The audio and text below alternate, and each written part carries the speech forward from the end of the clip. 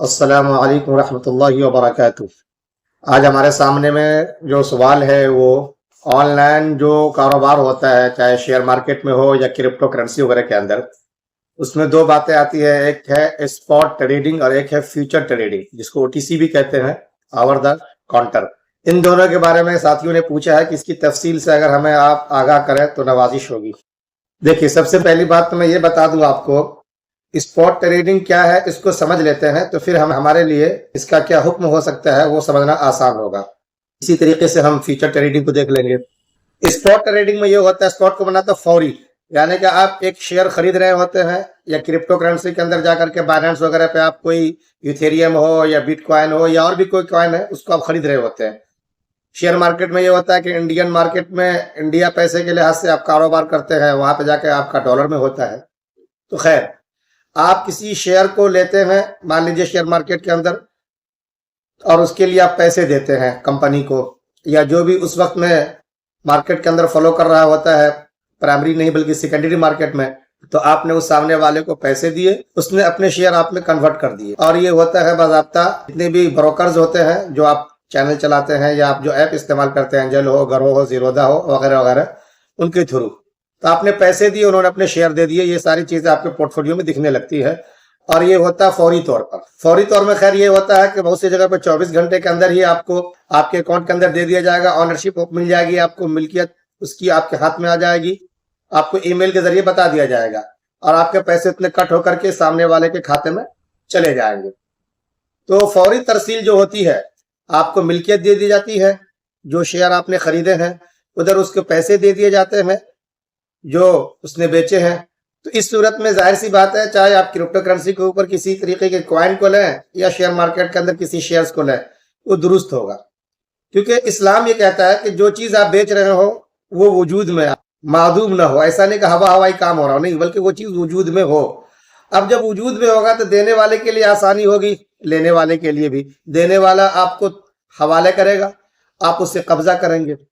अब डिजिटल तौर पे ये होगा, कोई बाज़ाब्ता वहां से उतना कट हो जाएगा, आपके पोर्टफोलियो में आ जाएगा, यही कब्जा माना जाएगा। और आपने उसको पैसे जो दिए हैं आपके अकाउंट से उतने डिडक्ट होकर के उसके अकाउंट में चले जाएंगे, तो उनका कब्जा हो जाएगा। तो एक चीज जो कंपनी दुनिया में है उसके जो शेयर फॉलो कर रहे हैं वो आपके अकाउंट में आ गया है, आपके पोर्टफोलियो में आ गया है, और आपने जो पैसे दिए वो उसके पोर्टफोलियो में चले गए हैं। ये चीजें दुरुस्त है क्योंकि ये चीज वजूद में भी है और कब्जे में भी ये चीज आ गई है। हाँ, अलबत्ता बुनियादी तौर पे इसका जरूर ख्याल रखना होगा हमको और आपको कि एज ए मुस्लिम शरीयत ने जिन जिन चीजों की इजाजत दी है उन्हीं को हम अपनाएंगे। यानी कि कोर एक्टिविटीज जिसको कहा जाता है ना, कि बुनियादी तौर पे देखना है हमें पहले ही वो चीज दुरुस्त है या नहीं जिसका हम कारोबार करने जा रहे हैं, लेन देन कर रहे हैं, यानी वो इंसानियत के खिलाफ ना हो। जैसे शराब है, सूद है, या इसी तरीके से कह लीजिए कि ड्रग्स है, यह हथियार है जिससे मास किलिंग की जाती है। बहरहाल इंसानियत को तबाह करने वाली जितनी भी चीजें हैं इस्लाम इसको अलाउ नहीं करता है। तो जब इस्लाम उसको अलाउ नहीं करता तब बनाएंगे भी नहीं, खरीदेंगे भी नहीं, बेचेंगे भी नहीं। बहरहाल किसी भी तरीके से आप उसको सपोर्ट नहीं करेंगे, उसको प्रमोट नहीं करेंगे, ये अलाउ ही नहीं है इस्लाम में। इसका ख्याल रखेंगे कि वो चीज पहले जायज है या नहीं, वो देख लेना होगा। फिर जाकर के तरीका कारोबार जो हमने बता दिया कि आपकी मिल्कियत में आ जाए, कब्जे में आ जाए, और आप जो पैसे उनको दे वो उसके कब्जे में चले जाए और उसकी मिल्कियत उस पर साबित हो जाए। ये दो बुनियादी शर्तें आपको याद रखनी है। अब आते हैं हमारा फ्यूचर के ऊपर, जो स्पॉट ट्रेडिंग का बिल्कुल उलट होता है।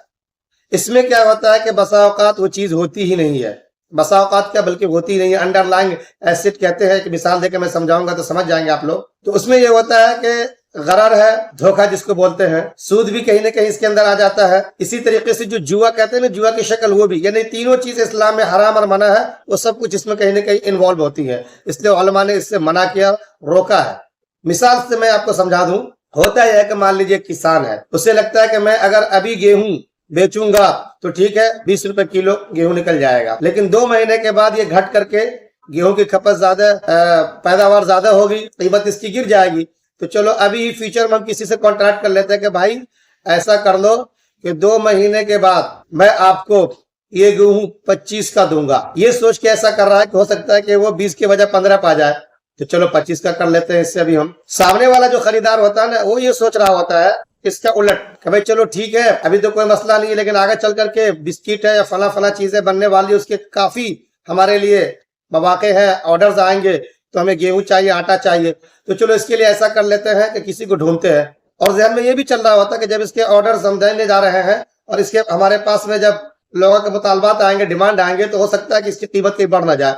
आज जो चीज हमें 20 रुपए किलो मिल रही है, हो सकता है 30 या 35 में कहीं हो जाए। इतने में ये बेचारा मिल गया जो 25 का बेचने के लिए तैयार था। इसको लगता है चलो भाई अच्छी बात है, आगे चल करके 35-40 का होगा, इससे बेहतर है कि हम इसे 25 में कर लेते डन सौदा। ये पहले हुआ करता था, इसी को बोलते ओटीसी, ओवर द काउंटर।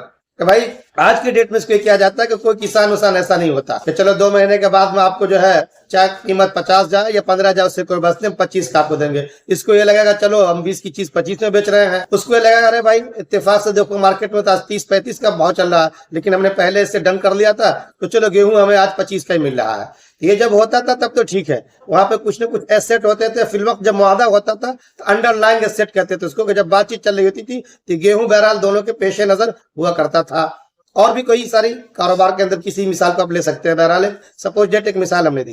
लेकिन अब जो होता है ना वो डिजिटल मार्केट में, इसको बोलते हैं ओटीसी, ओवर द काउंटर। मतलब अब कुछ ऐसे सामान वामान नहीं होते यहाँ पर, बस करेंसीज होते हैं, पैसे होते हैं, उसको लेकर सारा काम होता है यहाँ पे। हाँ, बयाने के तौर पे कह लीजिए या मार्जिन अकाउंट के तौर पे या लेवरेज के तौर पे आपको कुछ पैसे देने पड़ते हैं, कुछ ज्यादा ही बढ़ा करके। उसकी शक्ल ये होती है कि अगर मान लीजिए आप बाइनेंस के अंदर, क्रिप्टो वगैरह के अंदर जाकर के $10 में 10 कॉइन ले रहे थे, वो आपको ऑफर देगा कि भाई ऐसा है कि 2 महीने के लिए अगर आप लेना चाहो हमसे, 2 महीने के बाद ये डील हम लोग का डन होगा, तो हम आपको 90 रुपए लेवरेज देते हैं, उधार पे देते हैं, कर्ज पे देते हैं, और आप जो भी कॉइन खरीदो वो हमारे लिए गिरवी और रहन की शक्ल में आ जाएगी। ये चीज होती है, और उसपे वो सूद भी जोड़ रहे होते हैं, याद रखिएगा। अब इस बेचारे को लगता है कि चलो $10 में हम 10 ही कॉइन ले सकते थे बाइनेंस वगैरह के अंदर, लेकिन अब हमारे पास 100 कॉइन मिल रहे हैं, 90 वो हमको दे रहा है, 10 हमारा, 90 उसका मिल रहा है 100। अब हम 100 कॉइन ले लेंगे। अब अगर हमारा एक का $2 हो जाता है तो बाज़ाब्ता $200 का मालिक हो जाएंगे। ऐसी सूरत में हमें इनको 90 वापस करना है, थोड़ा बहुत जो भी सूद लगेगा बाकी के मैं मालिक बन जाऊंगा, तो ज्यादा कमाने का चांस हमको मिल रहा है, ये सोच रहा होता है इंसान। शेयर मार्केट में भी होता है, फ्यूचर के अंदर बाज़ाब्ता जो है एक चीज के प्रीमियर दे दीजिए, आप लॉट में उसको ले लीजिए, ये सोच करके कि इसका दाम बहुत आगे जाएगा, अभी हमको सस्ता मिल रहा है। आने वाला ये सोच के दे रहा होता है कि चलो तुमको हम जितने पे दे रहे हैं ना, ये गनीमत है, आगे चल करके ये बहुत गिरने वाला है। दोनों के अंदर वही खेल चल रहा होता है जो मैंने आपको गेहूं की मिसाल दी है। तो वहां पर तो गेहूं हुआ करता था, यहाँ पे ऐसा कुछ नहीं होता, करेंसी होता है, हेजिंग की जाती है यहाँ के ऊपर, जुआ एक तरीके से खेला जाता है, अपने नफा नुकसान का तकाबुल करके नफा बनाने की कोशिश की जाती है यहाँ पर। तो अब ये होता है कि 2 महीने तक के लिए न तो सामान आपके पास है, न कोई मिल्कियत है, न कोई कब्जा है, तो जाहिर सी बात ये बेई मादूम हो जाएगी। कोई चीज वजूद में नहीं है तो कब्जा भी आपका नहीं आ पाएगा। साथ ही साथ यहाँ पे गरर और धोखा ये भी हो रहा है कि मुमकिन है कि आपका नफा बने भी, मुमकिन है कि ना बने। अनसर्टेनिटी जिसको कहते हैं ना, गैर यकीनी सूरत हाल, ये बहुत ज्यादा बढ़ जाती है। यही तो गरर, यही तो धोखा है। वो चीज मौजूद नहीं बाज़ाब्ता, आपको कब्जे में वो चीज नहीं दी जा रही है। सूद ये होगा कि आपको जो 90 रुपए दे रहा है वो बाज़ाब्ता सूद के साथ वापस लेगा इसके अंदर, तो सूद भी आ गया। जुआ यहाँ पे इस तरीके से किया जाता है, किसको लगता है कि आज हम $10 लगा करके और $90 लेके 100 लगा रहे हैं ना, हमको बहरहाल ये डबल होने वाला है या ट्रिपल होने वाला है ना, नफा हमको हो जाएगा।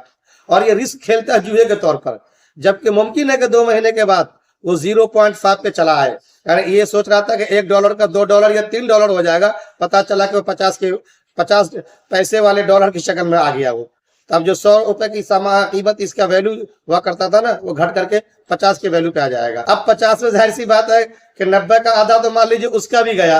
इस बेचारे ने जो अपना लगाया था $10, ये भी गया इसका काम से। ऊपर से जितनी भी नेगेटिव चला जाएगा, उस दिन अगर मामला को खत्म कर लेते, इसको रफ कर लेता तो ठीक है। इसके जितने इसने 90 रुपए लिए थे उसके सूद समझ के वो आपके अकाउंट से काटेगा, या नहीं तो अगर नहीं खत्म किए तो जितना आगे जाएगा आपके लिए और उतना खतरा बनता चला जाएगा वो। ये चीज याद रखिएगा। शेयर मार्केट में भी यही होता है, आपका एक टाइम फिक्स हो गया कि भाई उस टाइम में जाकर के आप अपना नफा नुकसान का तकाबुल कर लेना।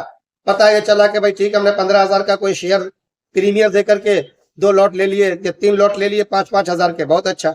ये सोच करके कि ये 1 लॉट हमारा जो है कम से कम पर शेयर $2 का नफा देगा, तो इस तरीके से 15 दूना 30,000 का ये बेचारा अंदाजा लगा रहे होते हैं। और पता चला कि जिस दिन ये डन होना था उसी दिन जा करके वो 15,000 का आ गया सीधे 200 या 300 पे, या हो सकता है कि बिल्कुल माइनस होकर के उल्टा चलना शुरू हो जाए आपके लिए।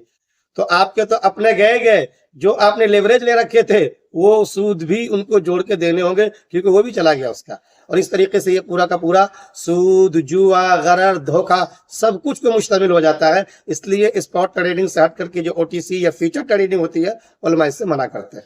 एक साहब ने लिखा है, ये गालिबन ईरान वगैरह में कहीं कारोबार करते हैं, क्या नहीं है इनका, बै सलम को लेकर के। बै सलम में तो मुफ्ती साहब ऐसा ही होता है कि वहाँ पे वो चीज बनी नहीं होती है, लेकिन आप पहले एडवांस रकम दे करके वो सामान उनसे बनवाते हैं। तो क्या फ्यूचर ट्रेडिंग इसमें नहीं आता?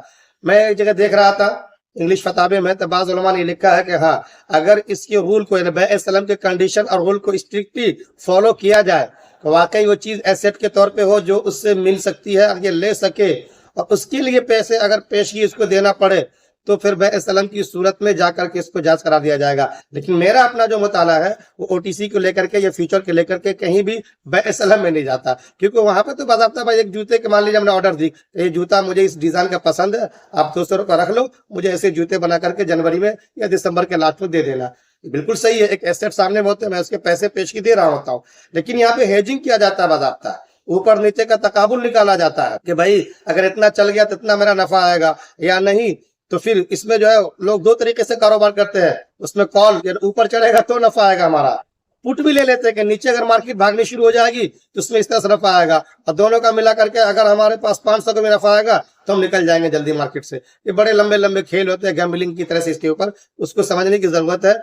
हो सकता है कि जो लोग इसको करते होंगे वो समझ रहे होंगे मेरी बात को, जो नए होंगे वो नहीं समझ रहे होंगे। तो इंशाल्लाह आप लोग कमेंट में बात रखें तो तफसील से फिर इस पर हम बात कर लेंगे। शुक्रिया, जज़ाकल्लाह। आप लोग इन बातों का आम भी कर दे, जो लोग ये करते हैं उसको समझ लें और उसको समझाने की कोशिश करें। चैनल को सब्सक्राइब कर लें, इंशाल्लाह मफीद बातें आपको जल्द से जल्द तक मिल जाया करेंगी।